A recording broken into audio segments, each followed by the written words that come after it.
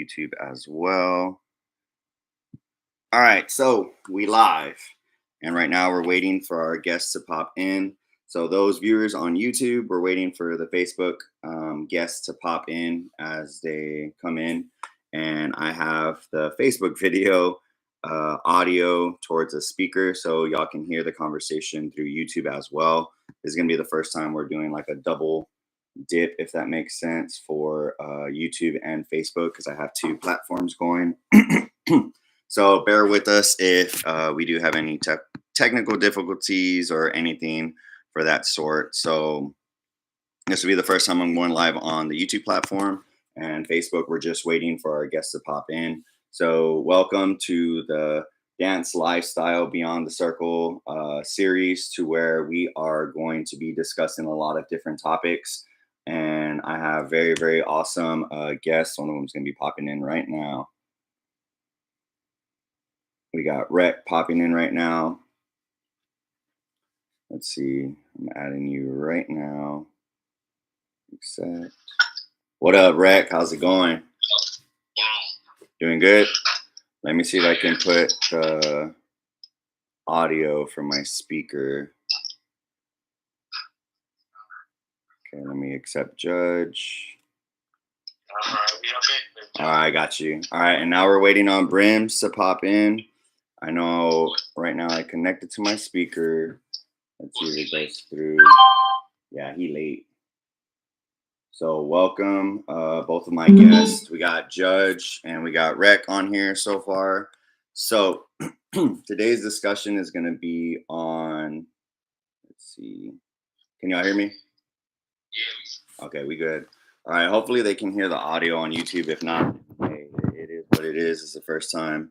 I'm trying both platforms at the same time. If it works, it works. If it doesn't, it doesn't. This is how we got to get it started. So thank y'all for taking time throughout y'all's day to discuss these topics that are definitely very important within the culture of dance and the culture of krump and what we do and stuff like that. So for the most part, just to wait and I guess kill some time before Brimmz gets on here, I guess y'all can introduce yourselves, like a brief history, what you do, and so on and so forth before we start with the topics. Well, I can start.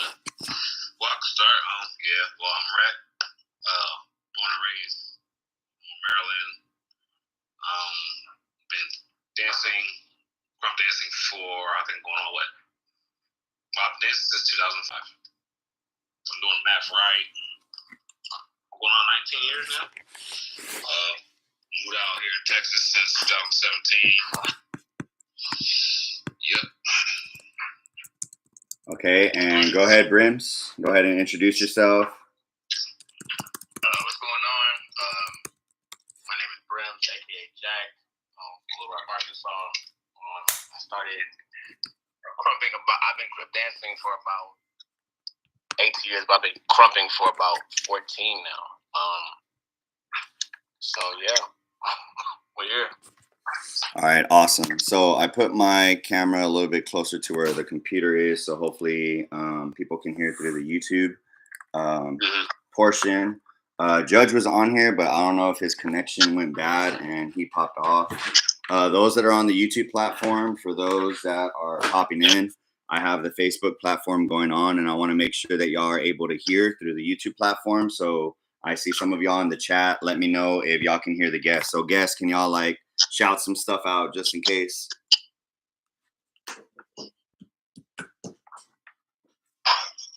We got Rec and Brimmz. And then let me see if Judge is, let me try and add Judge back in. All right, so those that are popping in, welcome to our first episode from the series of the Dance Lifestyle. YouTube sounds good too. Just came from YouTube. Sounds good. All right, perfect. So, all right. So, Judge, since you popped in, popped out, I guess give everybody who you are, who you is, background, how long you've been doing this for. Judge, from upstate New York, Buffalo. Moved to Maryland for a few years. Now I'm here in Texas. I've been in krump for over 20 years now. I think 21 to be exact. Yeah. That's just It is what it is. All right, awesome. So we'll get straight down to the thing because I want to make sure that we go straight to the core so this video can be used for educational purposes for others. Hopefully we could keep it within an hour so people don't have to like, oh, I'm not gonna watch 2-3 hours of a video of us just lollygagging. So I want to go straight to the meat of it. So I did make a post on the Southside page. Actually, this was a post that I made years ago when I was like in season of the tournament mode and stuff, when tournaments weren't like the hot topic, basically. And when I saw it pop up in my memories, I just copy and pasted and posted it again to see the reactions. And thank y'all for being the first to hop on the post and wanting to give your insight and your experience of how y'all feel tournaments, street battles, and exhibition battles. So we'll just go for the first one and give everybody their chance to speak their piece. I know I posted about tournaments. Basically, it tests your endurance. It tests your craft of freestyle, like on the spot, because you have multiple rounds, random tracks, and random opponents. So give some of y'all's insight. We'll start with Rec first. We'll go right and then all the way down to the bottom. Go ahead. Sure. So starting with tournaments, I think you're pretty spot on. But if I were to really generalize it into one term, adaptability is what tournaments really do test. And you go branch off from that. Stamina, you know what I'm saying? Honestly, whatever other aspects tournaments do bring, but overall, it's adaptability because it's random tracks, random opponents. You can't plan those out. Especially coming from a culture who we didn't really thrive off of tournaments early off in our career, in the early days of Chrome. Especially in my early days career, it was really a lot of 1v1s, exhibitions. So that's where a lot of us were accustomed to, and that's what we kind of were expecting. You know, say every event. It wasn't until maybe like the last, I'll say 10 years, tournaments really took a turn for the better. I know Texas had really been putting on for tournaments. So I'm saying we always seen great tournaments come from Texas, but I think worldwide, well, in the United States for sure, it expanded in the last 10 years. Overseas been doing it. I think that's kind of what we realized, like, damn, there's something there in tournaments, you know what I'm saying? Aside from the chance to show that you're capable of more than just being a one-trick pony, there's financial gains there. Not to tangent too much, but to address sessions, for me, growing up, sessions were not only like your safe space, but it was your testing grounds for any and all things. Like not just getting accustomed to how to session, but also definitely a chance to get accustomed to how to battle without being in the field. You know what I'm saying? With you and your fam, your group, like you testing how you were to battle, especially growing up in a battle culture. That's what a lot of our sessions ended up growing into. We still had the essence of it being just that safe space, yes, because that's kind of where all of our roots come from. But it definitely adjusted for the era we were in. For me in the sessions I was in, and I'll say that I definitely take that same sort of spirit with me, even to the sessions I go to now. I always make sure the folks I'm with like have some sort of understanding of even like in the session, understanding how to attack and whatnot. And battling, it tests your preparation. It tests your originality overall. I think we can all say originality in the end, for the most part, wins the battles. You know what I'm saying? For the most part, whoever's more entertaining was entertaining something new. Mm-hmm. For the most part, you know? So that's what I sum it up to. Definitely. Brimmz, your thoughts on tournaments?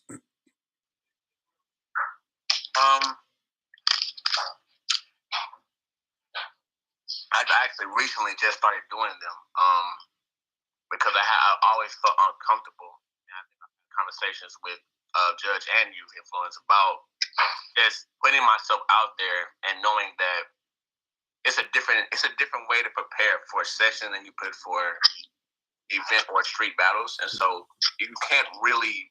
I mean, you can train for a tournament, you know, because tournaments test. For me, I feel like tournaments test your freestyle. It's your get off. They test your creativity in your crowd. They test a lot of things and push a lot of boundaries, and that's why tournaments be so exciting, and they actually a lot of times it also bit of a dancer they are and how serious they take their craft, because the winners of these tournaments get booked for main event battles and things like that. I think that was the biggest catalyst for me, because I never wanted to be a tournament guy. I don't. I'm sorry, can't do it. That's your lane. I don't want to do it. I'm gonna go in the street though. That's where I feel free. That's to me, the street is like my playground. But tournaments, that's more so unconquered ground for me. So I made it a point to push myself, and that's what tournaments do. I won 2 back-to-back all-star tournaments. I'm the champ here, and I can say that I learned a lot from doing so, because if it wasn't for that, I wouldn't know how to prepare for literal multiple opponents now. Now I know how to prepare for if I want to get in a street battle, and I see like 3 people that I want to battle. I got enough material, get off all that, prepared enough for all 3, or to enter into a tournament. And Judge? For me, tournaments really is a test of your creativity. It tests your endurance, it tests your stamina, but it also tests your mental more so. Some people can do it, some people can't. For me, I've been doing tournaments a while. Open style, crump. I adapt well. And again, it really depends on your style and skill level. I'm not saying people who have tremendous skill can't do tournaments, but it takes a taps into a different side of their creativity. This example, like recently I did a tournament here in Houston, and because I ain't gonna lie, I haven't been preparing for tournaments, or I haven't really labbed on the endurance side, so my creativity was utilizing the crowd. It works, but again, it really just tests to see what works, what the judges like, what kind of music you get, how you adapt to the music, how you adapt to the surrounding. Sometimes it is whatever it takes to win. One thing about myself when it comes to tournaments, I don't care what style tournament it is, I crump. I don't care if it's a hip hop, I crump. And my community here in Houston kind of got used to that. I'll go to a b-boy tournament and crump. I've been to multiple popping tournaments and crump, and I don't know how I made it past prelims these few times, and I crump. But for me, it's staying true to myself. I don't have to adjust. I come being myself. I love to dance. So whatever it takes in that season, you're gonna go against some greats. You know what I mean? I would say in our area we have some of the most talented individuals who succeeded in tournaments like Prince Wayne, Kilo, and Tupac, multiple others who adapted very well. For me, I think tournaments really touches your creativity and your ability to adapt. Definitely. Yeah. And, I highly suggest and highly encourage dancers that do take their dance serious, especially in the street dance culture, like to train and test yourself for tournaments that come up, because this is the prime example and prime test to really, challenge yourself as an individual, no matter what style of dance you do.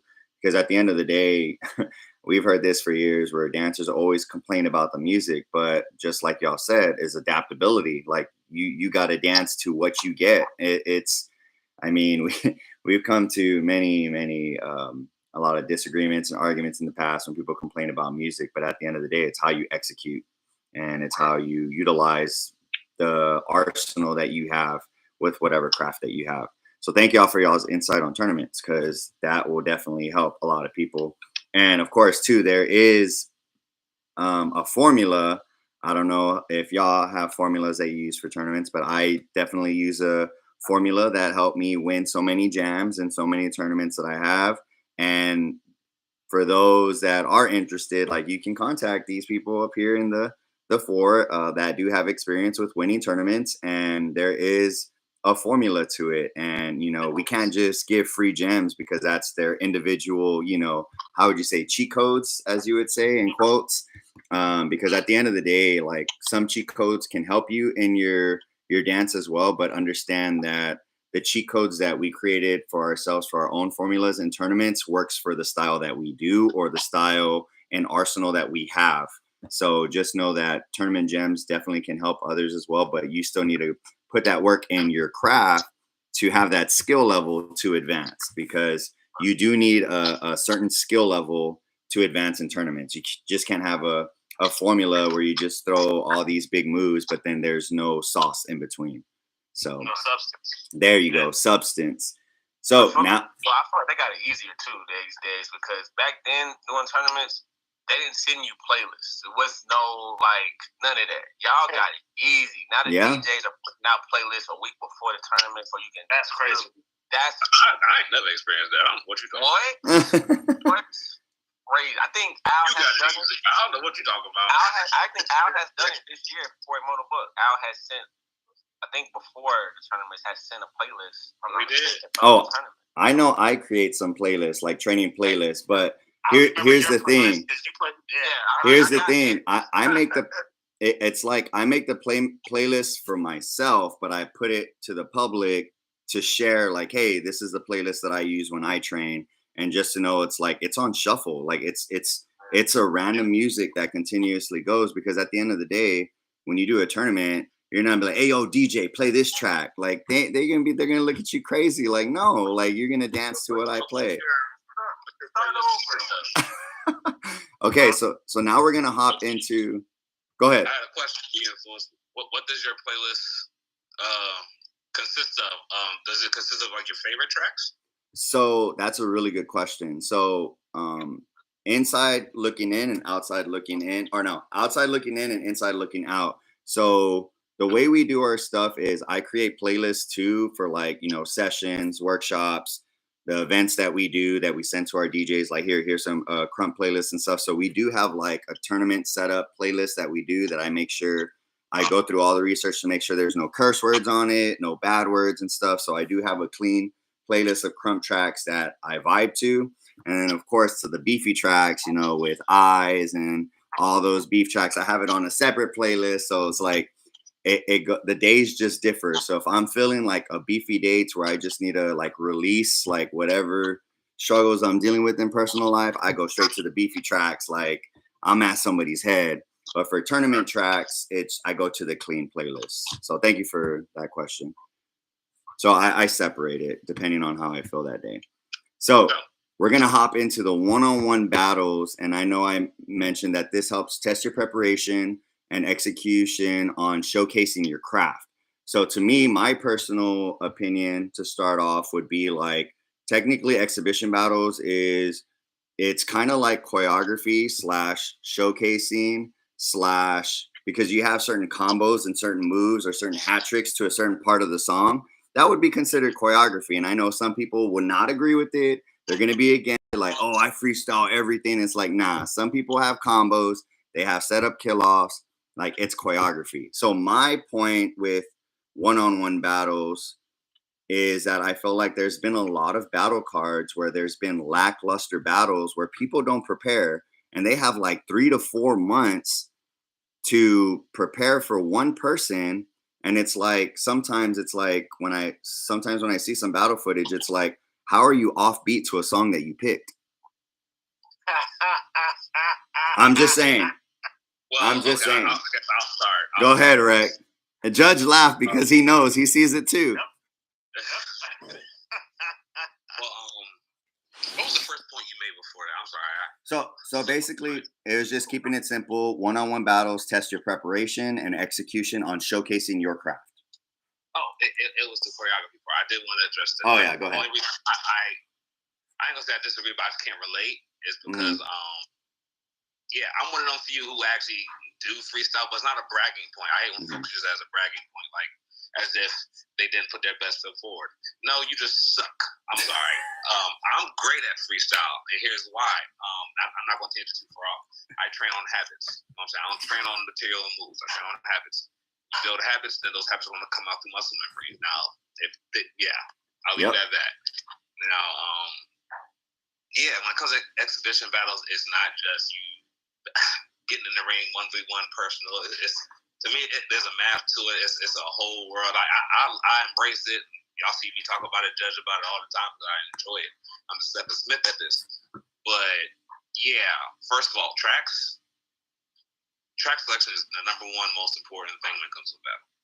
Off the rip. Honestly, you could debate a few other things, but for me, track selection is very important. You can tell, yeah, you may like track, but does it fit the mindset you're going in, or whatever the battle turns to? You got to be prepared for all that. Or if you can maintain the vibe that you have with that track throughout your battle, because you got like a bouncy, you know what I'm saying, groovy track, not beefy, but your battle turned beefy because your opponent turned up, but you're still out here grooving and stuff. You know what I'm saying? Like it's a battle of the minds. Yep.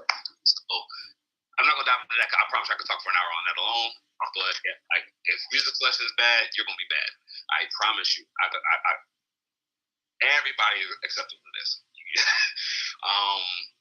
After that, like even booking folks, were you also addressing like just overall booking folks? I mean, I know that goes into another topic too, because when you book somebody, you expect a certain level of performance since you're putting money in their pockets, and if they don't deliver, it's kind of like as a business, it's like I trusted in booking you because I seen what you can do, but then if you come and give a lackluster performance where it shows that you didn't train or you didn't practice and you had 3 months before the event, that's kind of like, you didn't take me serious. So can I have like a refund or something? Like, So I'm sorry, I don't mean to interrupt, but that's why contractual. That's why I always put it in my contract. I pay your deposit, but I won't pay you after your battle. If you agree to perform, and we agree that your performance was not up to standard, I'm not paying. Ooh, that part. Yeah, that's in my contract. To circle that around that starting in contract, y'all. Like, Yeah. I know a lot of us are used to just the street antics, the street ethics. No, because honestly, a lot of these promoters don't have that much experience other than their culture. So I'm sorry to keep them true to their word. Contracts is it, and not even just the promoters and the holders, but the dancers as well. I've seen a lot of people get booked, purchase tickets, and just don't show. Yeah, we see that. Plenty, like from the peons to living legends, like everybody has. You know what I'm saying? So to keep folks professional, contracts. Remember that. Even build your own, put your price on it. If folks don't agree with it, so what? It is what it is. You know what I'm saying? You gotta delegate that. But yeah, professionalism is key. You know what I'm saying? If I got 3 or 4 months of prep, there's no excuse. There's no excuse. The chat is going crazy. You should be studying your opponents. You should honestly, I go as far as even Googling the arena or the venue. I got to know if it's hardwood floor, if it's rubber floor, you know what I'm saying, or something. You know what I'm saying? It's important. Yeah, definitely. I'll leave it at that. I really can't go off a rainbow. Okay, Brimmz, your turn, Brimmz. This is more so. I love battling. Battling it's like a high for me. I love battling. The thing I have learned though is going into battles blind without preparing or see. I don't want to be that guy that says back in the day I was going to let one of y'all say that first. Oh, I was. But back in his day, show your age. We couldn't it wasn't no let me make this post and call this person out. Prepared. No, it's when I saw you. You better hope you prepared for this. Whatever. It's on site. It's on site. It was no. It's a prime example too. Like when you came out to San Antonio, you're like, let's battle. I was right, bet. Like I wasn't even lab, but we battled straight up. Same thing when we were in Houston. I saw Reborn. Hey, let's get that in. And I didn't wait for no after session. We did it before the event started. You could ask Judge.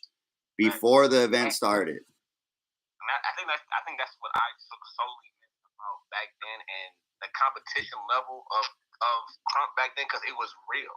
Like you really had people that will literally lab for 6 hours, no reason, but just to train on other things because people just believe because you perfect one aspect of Crump that you just good.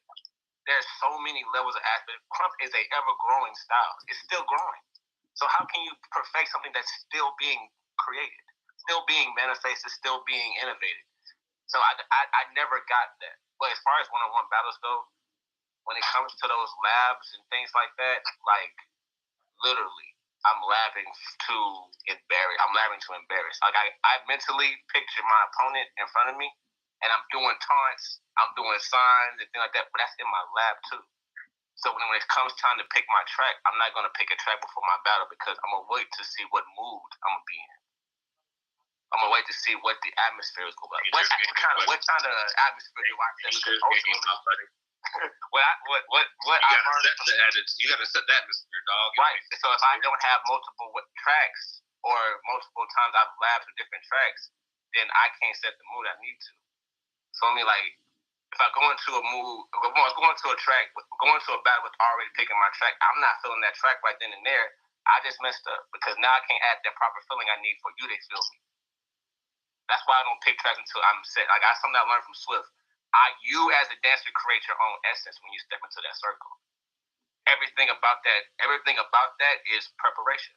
From the way I step into there, I go around, I'll circle around, walk around, make sure I feel myself, make sure you know I'm there.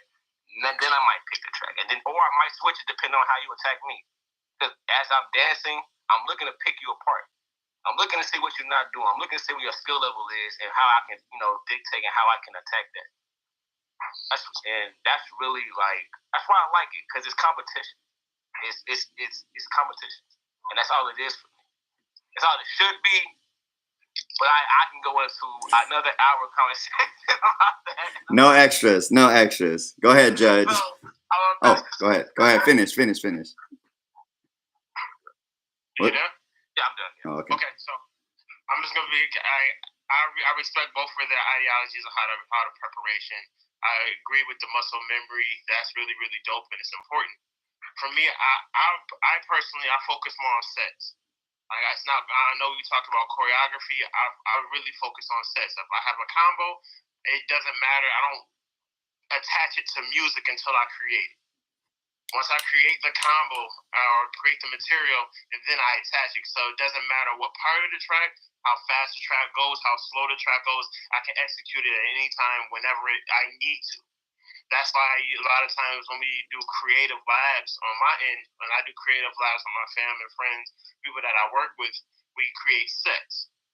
So I can pull out this combo anytime I want, anywhere, street, event, session, however, but I know everybody does it differently. That's what made me successful this long, because I create mine differently. Yes, I do agree. The habits is important to work on. Labbing and training on those habits, on how to breathe, how to move, angles, directions, levels, all of that stuff is key. Brimmz, I'm gonna have to disagree on certain thing that you said. Is not being, because for me, if we're battling, you wouldn't be properly prepared. Only because you're waiting until that time comes. And I'm saying this because I'm sure a lot of people would do it that way. And there's nothing wrong with that. It's just on my perspective, on my thought of it, is not knowing. I will always be able to have a one-up because I know you. I studied you. Right. My music. Hold on. You had your piece. You had. I prepared for specifically to your characteristics and things that you do, your habits. Now I don't dwell on it because I've strengthened my own. That's why specifically preparing for people specific is important. Even with picking a track selection is key, because a lot of times, y'all, I ain't gonna lie, like sometimes we throw music on and then the filler is what kills our rounds. You can actually see the people. We can pull up a lot of footage where we look at people battling and they got to have a lot of fillers because they're still studying the track, trying to feel the track instead of, hey, I've been working on this. Right. Everybody know, like if I'm preparing for a battle, I always have an intro.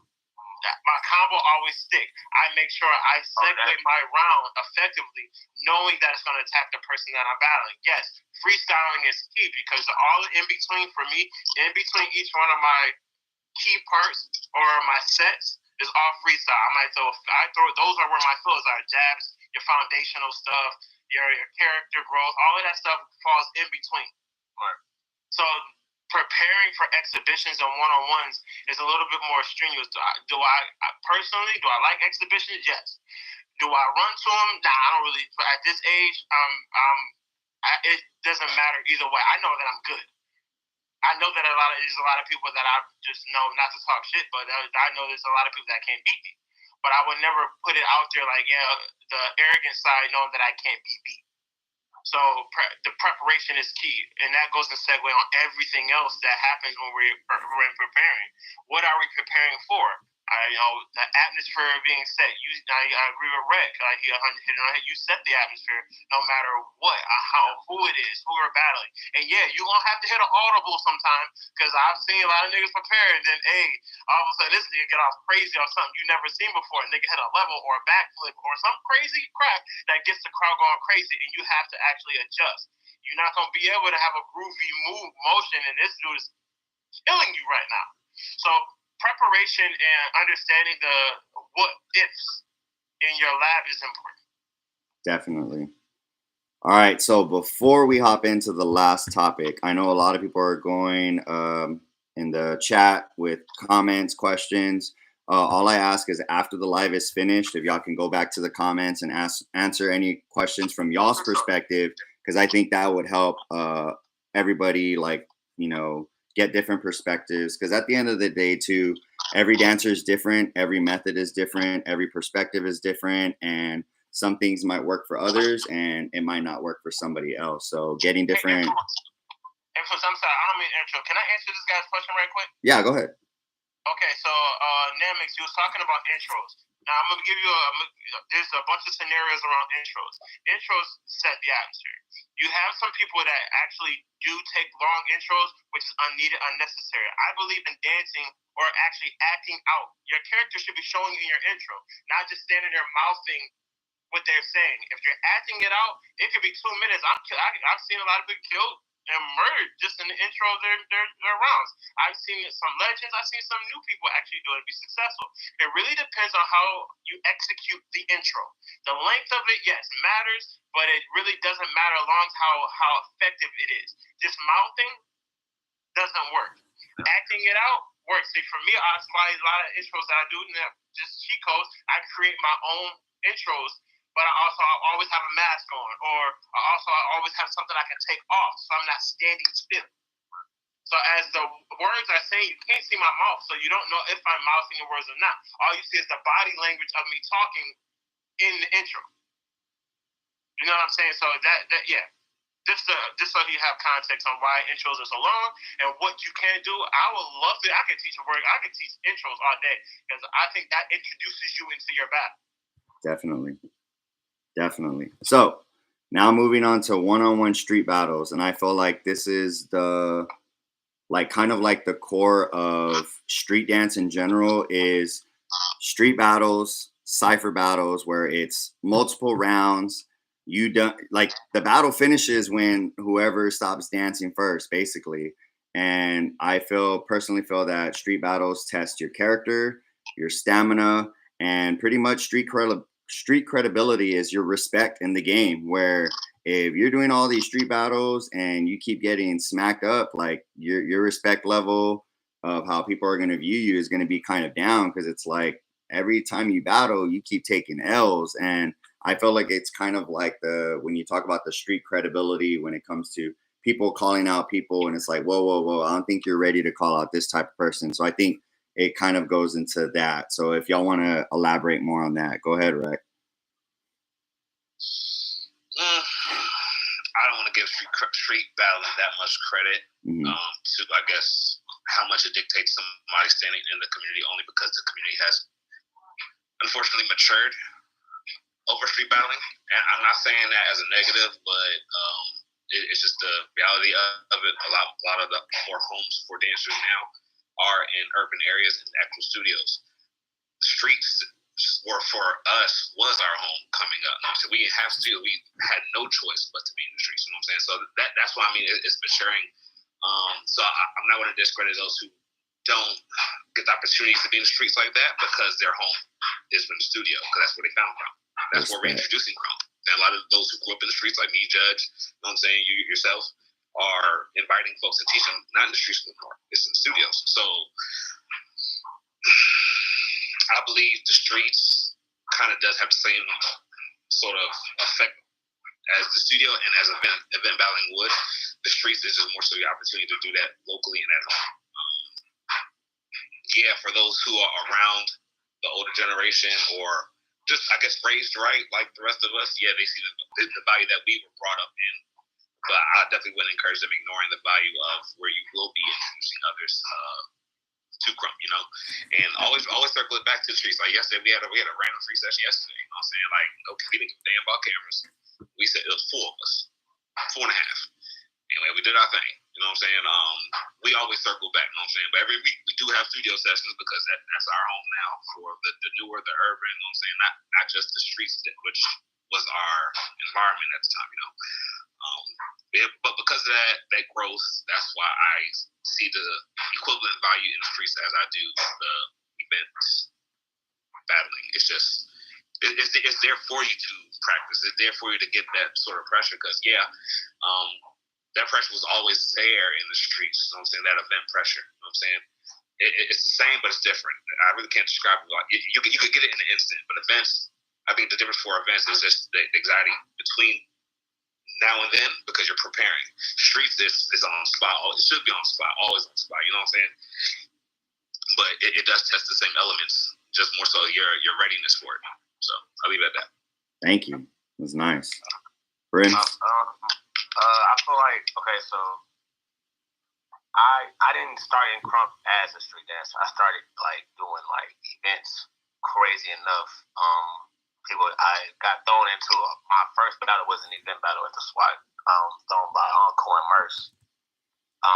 That's when I learned. But and before that, I was already doing like b-boying and running Crump, and I had already been in East Coast with OG Rush and Fanatic and Judge, but I had already been doing that.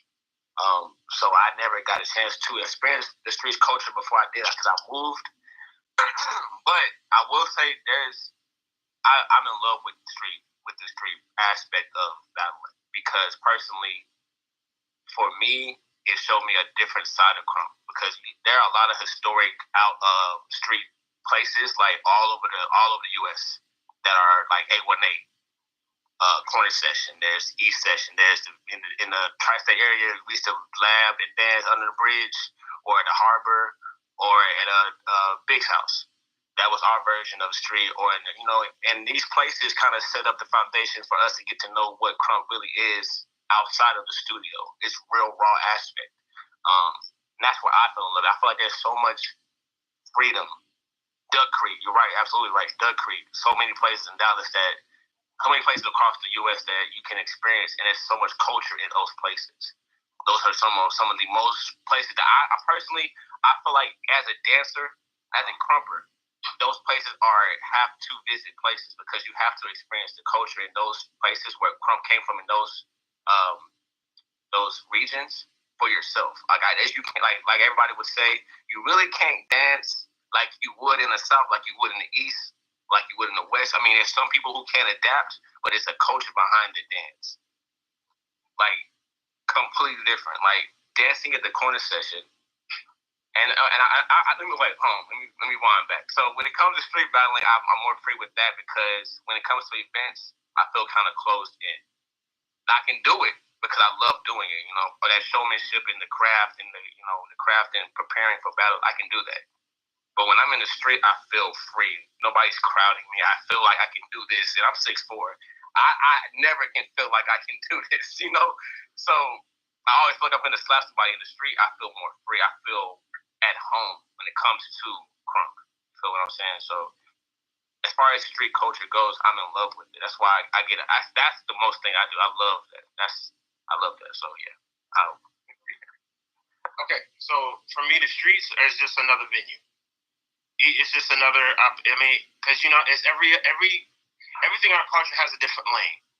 You have the studio, you have the street, you have sessions, you have performances now. The streets. When I came up, that's all we really had. A lot of times, we were pouring out of my living room into the driveway, out to the middle of the street. We've had streets in New York. Actually, when I first got my name, we took over a street called Herb, and literally our whole street was blocked off and we were just out there. We were going crazy, and that was the beginning of the takeover for the street culture for us. Because up then you had the breakers and stuff that were kind of, they were kind of ran shit. But when it came to crump, once we started acknowledging the fact that we have something that they don't have, and that's more of a feeling, that's when things started changing. The streets gives me a different feel where I don't have to worry about how it looks. You worry about how it feels. At events, you have to cater to what it looks like, also how it feels. So for me, it's just a switching of the feelings of hey, am I more comfortable on the streets? Yeah, because I don't have to go as hard or mentally prepare as much as I would in the street. To me, I'm a little more free in the street. I don't have to focus on a whole bunch of material because, let's be real, a lot of times we're doing street sessions at night, so a lot of those small movements that we do in at events aren't visible. So you have to dance bigger, you have to dance freer, you have to dance more open, and literally you're just giving more of yourself, more of a feel in the street. And Rec hit it on the head. It matured because now we're giving a space where we're teaching. It's hard to teach a really valid class out in somebody's driveway. Mm-hmm. Let's be honest. And as we're maturing and as we're starting to put in what we're doing I would say on wax, on paper, so we have an opportunity for it to grow effectively in schools, in studios, to actually make this actual dance style versus we just crump. It's just a feeling, it's a culture. It's growing past that now. Yes, we'll never leave that essence of street culture. This is just my feeling. It doesn't eliminate the street culture behind it, but also maturing to a sense where we have some type of maturity when it comes to the explanation of it. We're still in the baby stages because, let's be honest, we still can't judge the shit properly. So we still struggling with it. It's just facts. We can watch footage all day, but yeah, that's crazy. But the reality is that that's where we are, and as we're maturing, we have to have some kind of foundational aspect of where we're maturing to. We're still growing. Even 22, 23, 25 years in, we're still learning. You know what I'm saying? So when it comes to street battling, when it comes to street sessions, it really is just a different feel. It's a different form of preparation. Is it more comfortable? Yes, because for me, I can breathe easier outside. But at events, I can showcase a little bit more, if that makes sense. So yeah, it is what it is. Definitely. Let me add a little something to that, because I've heard Judge mention streets, and I guess the stage have present different aspects. And somebody said something on here. I saw Empower. He said streets are expression, events are calculated. I would like to say, sure, that may be the case, but that does not mean you enter those fields without the other one. There you go. Good. What Judge said was, I don't have to care as much for in the streets, but I have to be more precise in the events. Yeah, that may also be true, but that does not mean you as not you, but those who are experienced, that you should feel like you have room to lack because we're in the streets. No, take that wisdom you took from preparing for the events, like in your precision, in your movement, sure, and then bring that to the streets, sure, without to worry about caring. You shouldn't be caring that much anyways if you're good at it. You know what I'm saying? That means you need room to practice anyway. But whether you're in the streets with the expression or at the events being calculated, you need to still have the same sort of mindset while you're in the streets battling. I don't know who goes in the streets battling not calculated. I'm sorry. Well, I do know some, and that's why y'all are in the place that y'all are now. You know what I'm saying? Like, I'm sorry. There's never a time I'm facing somebody I'm never calculated. Mm-hmm. Right. Studio. That's why I'm me. But it's because I learned to take those things from the events and bring those to the streets. Not saying that I got to be a performance, because I guess I don't really anyway, because I never really feel like I'm choreographing. Even though I'm very strategic in how I plan, how my crump is actually, it's never in a sense I'm thinking of that material and then popping it out. I had maybe like 6 months of that Boy Rock era, sure, and that did not last. for me, naturally, it has to feel like it's just flowing, you know. That's just me. For those who I know, people who are literally calculating, they can't think no other way at all. But we see it as they see it as a negative. We see it as a benefit. I ain't got that, but I know somebody like we know Judge. We know somebody that's hella calculated. He can't think no other way. And every battle he has, all the material comes out perfect, precise, exactly how he plans out. And he'll last 2 weeks and that's it because he ain't got no time. But two sides of the same coin, really. But, definitely. Yeah, take what you get from the streets, take to events, from events to the streets, and anything in between. Those are all educational areas that show you different things, test different things out. But you shouldn't be lacking in none of those areas. Well, right, just to your point, like that's one of the things that also when you were talking about in the beginning of how you're preparing, how you're labbing, how you're training. Also, all of those formulas present themselves as you're executing in either platform. Yep. Like, let's be honest, like you look a lot different in the street than you would at an event. I don't believe so. For many, you do. I believe so. Oh man. Now, can I give a rebuttal? Absolutely. I believe there's a difference in performance when, for me, my texture is going to look different if I'm sliding my feet on gravel, if I'm moving on gravel compared to wood floors. I personally believe there's going to be a distinct difference on that. That's why I said earlier, the floor is very important. Absolutely.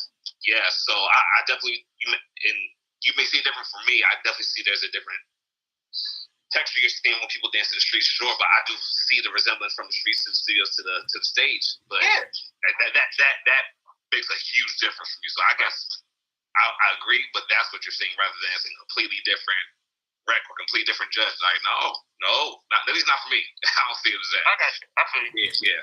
So before we finish, the one thing that I want to do is like give honorary shout outs for your personal experience on like the top 3. I would say it could be an event battle for you or a street battle, just to share with others who haven't seen footage of you or should be watching your old footage. I would say I'll go first, so it'll go fast. 3 of these battles were not recorded, so they all happened in the streets. So it was my battle with Livewire. We went like 15 plus rounds. That was honorary and unforgettable. I relived that moment every single time. It was fun. It was crazy. Rest in Paradise Lame. We would always back then bump heads, and man, it was on site. Every time we saw each other, we would be battling. I don't even know how many times we battled, but every single time that I shared the floor with him has always been an amazing experience. And the last one was Destroyer. He was from the East, right? Yeah, it was after the Resurrection 3 tournament. We went like 14 plus rounds in the after session, and that was crazy too. So those are like my 3 honorary shout outs to those 3 people for, giving me the battles of my life. Free promo. If I had 3, I'll say my first one. Me and Rush used to battle like a lot growing up. Like that was always who I duel with, real life sparred with, or whether we beefing or just getting prepared to beat everybody else. Definitely honorary shout out to Rush. Secondly, this footage ain't up. Me and LeVar battled around 2010. Yeah, that's actually another honorary round. It's 2 and 2. Me and Wild Out. That was another round. Probably some of the best battles in that era, in my opinion. Just that footage somewhere. Very, very last one. So to get somebody, if y'all want something to look at, watch Boy Rocker versus Boy Butcher. And then we'll see what we're going to watch out in 2 weeks. Hey, the rematch is coming at Immortal Buck for those that don't know. And I'm going to put in those plugins at the end. So. Hell yeah. I feel like me versus Antics was I asked with them. Excuse me, on butt whooping. But I needed it because I was on such a high horse right then. I was a rookie, so he definitely humbled me, brought me back down, and then taught me some lessons that I use even today. And then Kill Frankie. That's somebody that I respect in Crump. We had our odds, but we went at it like 3 times on like the first 2 battles, and then when I battled odds, LeVar, Merce, Encore, East Gritty, and Kill Frankie. And we went like 25 rounds, 26 rounds. Sheesh. And that was on the Buster page, but of course, the Buster page got dismantled. And then I want to say Matrix, because we had two battles, and one definitely made me appreciate the Crump on the East.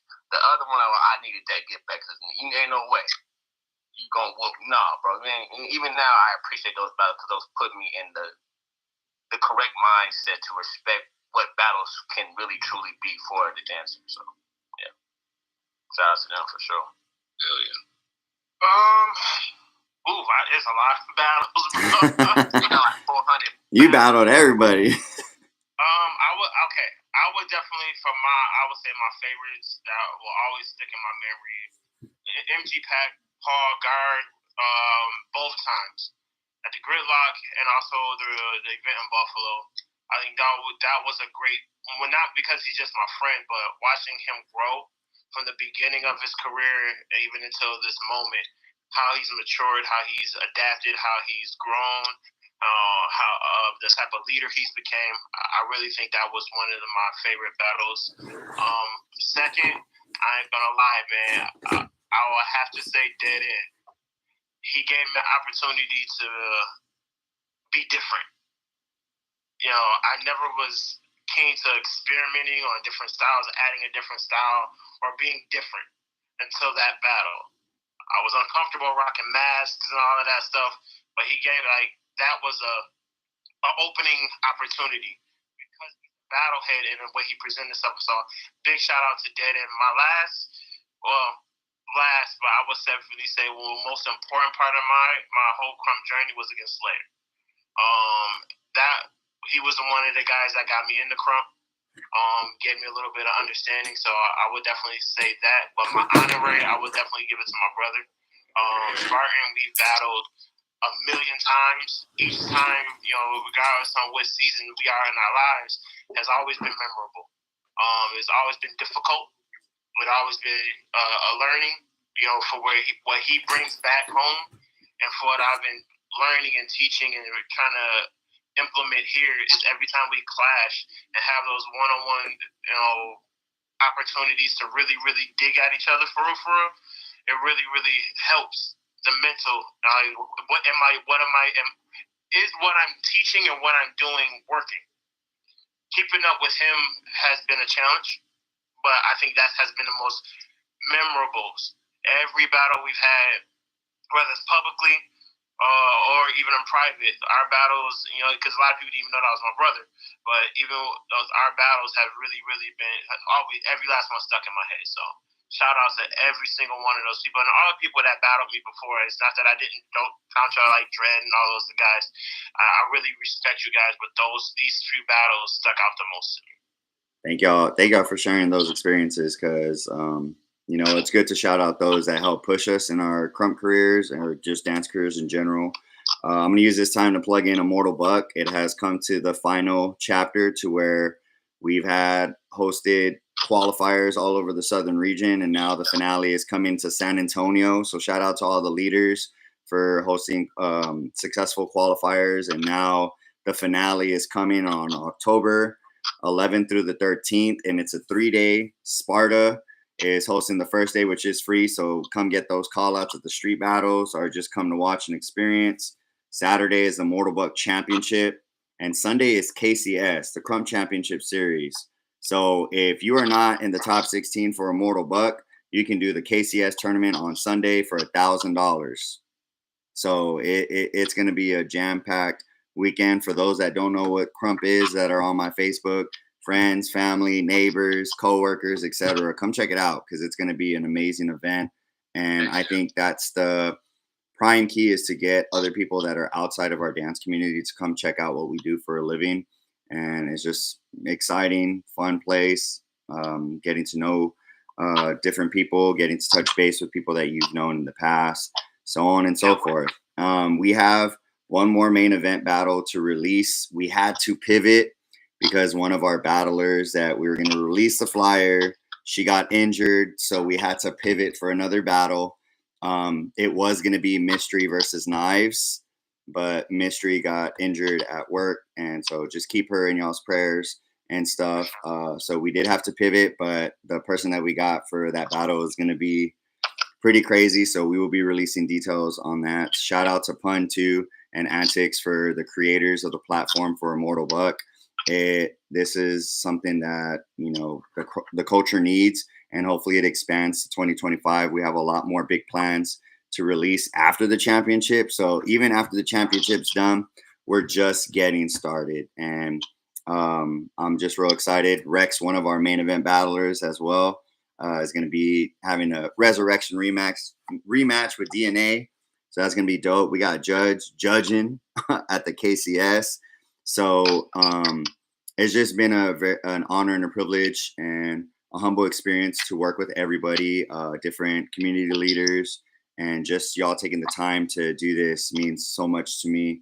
And I want to continue to do these. So people that are, you know me on Facebook or don't know me on Facebook, I want them to see that, you know, there's a whole different world within the dance community. And it's not just about these big corporations like World of Dance, Red Bull. So you think you can dance, like there's an actual street dance culture of it where, you know, it does get beefy. It's not as corny as the dance movies, but, you know, it's pretty real. It's pretty amazing. And I'm very honored and blessed to meet each and every one of y'all, link with y'all. And I've battled every single one of y'all too. Whoa, not Rec yet. But I've gone toe to toe with Judge. I've gone toe to toe with Brimmz multiple times. So Rec is definitely one more person that I have to go head to head with. So I need to train for that. Any last words from everybody? Go ahead, Rec. Oh, I ain't got nothing, man. I'm glad to be here. I'm honored. Appreciate y'all. It was fun. I'm gonna shout out Ark and Raw and people back at home. Definitely building the community. Merce, Encore, Wavy, myself, others that are in the community. We got some stuff coming too. So yeah, stay tuned, man. Ark and Raw, we're gonna be at Immortal, but we'll be at the tomato spot. I'm looking for both of y'all. I'm not finna give y'all free promo, but you know who you are. I'll see y'all there. So we got some call outs coming then. Oh yeah, they know who they are. Yeah, just want to shout out to you, Influence, on what you're doing. Making sure your vision is coming to fruition. Keep plugging, keep pushing. I know we've had some bumps in the road, but definitely proud of your progression and what you're doing. Just keep going. We thank you for what you are doing. We appreciate you for setting up platforms, not just in your own community, but in the South in general. So now once we get the basis, and then we can spread it worldwide, so it can actually start spreading the way it's designed to. Of course, shout out to Houston community from the bottom to the top. I'm really, really proud of the growth of the city, not just in Crump, but in dance in general. I'm glad to be a part. Even though it was a little rocky beginning, not being told I'm not a part of the South. It was a little frustrating here and there, and that's cool. I understand, but it is what it is. Like I've been saying from the beginning, being in this culture for as long as I have, and still being active and still being valuable, and finding different ways to be valuable is really, really important. So to encourage those guys who feel like they've done everything, finding ways to be valuable to the people that are coming up after you. That's really, really important. You keep your legacy going. Find ways to keep it sustainable, keep your community sustainable, and find ways to stay active in your own right. It doesn't always have to be battling. It doesn't always have to be those avenues. There's so many different plugs and so many different things you can do to be valuable. So, I know now I'm everywhere, bro. I'm South now. South now, exactly. But I appreciate you guys, man. I thank you for opportunity, Influence. Keep them going. We definitely going to promote. Keep pulling in. Just keep going. Good and bad, no matter how many followers, do not stop. Yeah, definitely. I mean, you know me from the get-go, bro. Like, I keep going regardless of whatever. Like, our crew's gone through so much. I mean, especially in our scene when we had, like, our whole scene on our backs, the popping scene, hip-hop scene, and crump scene all at the same time. And we still stood strong. We stood our ground. We stood on business. And we showed up, showed out, battled, even when we were outnumbered. So I ain't never stopping, and we're gonna keep going. And my thing and my motto's always been, we is smarter than me. So that's why I always reach out to different leaders and, you know, just connect and make connections, because to me, at the end of the day, I don't know everything, and I don't pretend to. That's why I always reach out to other people to get different perspectives, to get different knowledge points. Like, to me, it's like, I'm a student at life. I'm a student at dance. No matter how, you know, my skills increase, like, I'm always going to be a forever student. There's a lot of things I can learn from Rec. There's a lot of things I can learn from Judge. There's a lot of things that I can learn from Brimmz. Even the students that I teach at school, like, I tell them, like, even at y'all's age right now, y'all could teach me some things that I don't know about. Some of these TikTok dances y'all do, I don't know nothing about. So, I mean, I'm always a student, and it's just a blessing to, you know, be in the presence of y'all as well. So I want y'all to know that too, because even before I was like hardcore battling into the scene, I'll be watching y'all's footage on YouTube and stuff, Rec and Judge. And when I finally met y'all, when I went to a Resurrection, doing the tournaments and stuff, like, it was kind of like a surreal moment to be like, man, like, I'm battling people in the tournament from the East Coast, from the West Coast, from the Midwest. Like, I know when I'm in that tournament battle mode, it's like, you know, eat or be eaten. And to me, I mean, y'all see me when I'm in battle mode, I'm a totally different person than off the dance floor. Like, it's just two different personas of me. And, you know, off the floor, I'm very humble, chill. Those that are on the live and stuff, if y'all have questions, like, feel free to inbox any one of these individuals. They're amazing leaders, amazing teachers, and definitely people that you want to reach out to and can learn so much from. And I just want to humbly say that thank y'all for y'all's time for today. That was fun. Appreciate you. All right, y'all take care. Everybody tune in, watch back. We'll go into the comments and reply to y'all stuff. Y'all take care. Have a stay blessed. All right, bro. Y'all take it easy.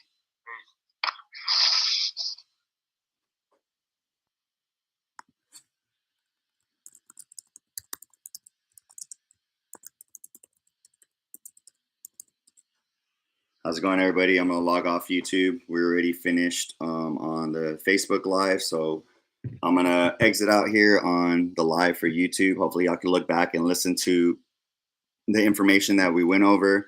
Other than that, y'all take care. Y'all, thanks for joining in. We really appreciate it. Y'all have a great and blessed day.